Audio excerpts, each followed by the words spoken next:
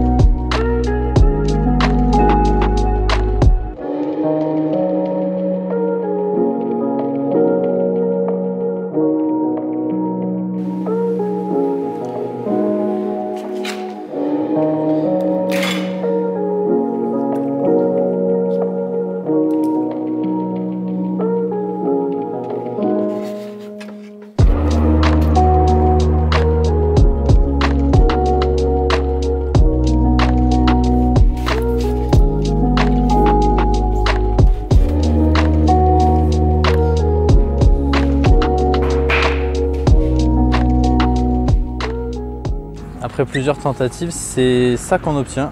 Ça ressemble à ça. C'est plutôt pro. J'ai juste eu quelques problèmes de dimensionnement au départ, mais c'est franchement sympa. Il y a juste un petit problème, c'est que ça tourne pas très bien. Mais on va voir si au rodage ça améliore les choses. Donc je vais le monter sur mon vélo et on va commencer doucement avec des petits tricks que j'ai l'habitude de faire ici.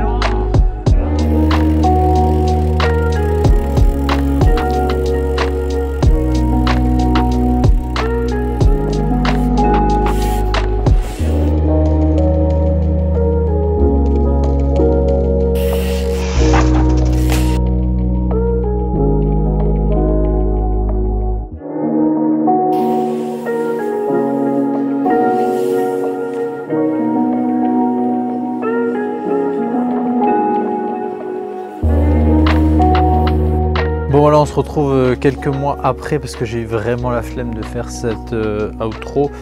Pour tout vous dire, je savais pas trop quoi dire parce que je m'attendais à ce que ça casse. Et en fait, ça n'a jamais cassé. Donc c'est à la fois positif parce que ça prouve que cette résine est super solide. Et à la fois négatif parce que j'ai rien à dire. En fait, la conclusion, c'est que ça reste une pédale en plastique presque classique au final.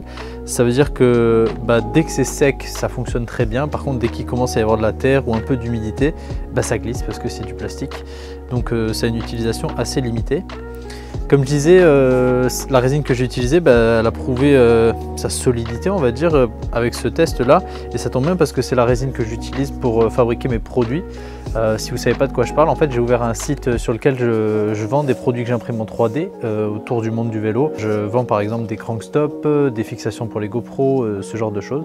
Je vous mettrai le lien dans la description et ici sur la vidéo pour aller vers ce site si ça vous intéresse. Du coup voilà, maintenant j'ai une résine qui fonctionne, c'est sûr, et l'objectif ça va être peut-être de faire une pédale qui est viable dans toutes les conditions, et c'est les pédales que j'utilise moi actuellement avec les picots en acier. Donc je vais essayer de faire ça. Je dis pas que la vidéo va sortir bientôt parce qu'à chaque fois j'arrive pas à m'y tenir, donc la vidéo sortira quand elle sortira, mais l'objectif ça va être de faire une pédale avec des picots en acier, toujours avec un corps en résine, et on se basera sur le même type d'axe. Voilà, en attendant cette prochaine vidéo, j'ai d'autres projets en cours, donc je ne sais pas dans quel ordre ça sortira. Je vous invite à vous abonner si ce n'est pas déjà fait, et on se retrouve dans une prochaine vidéo. Salut!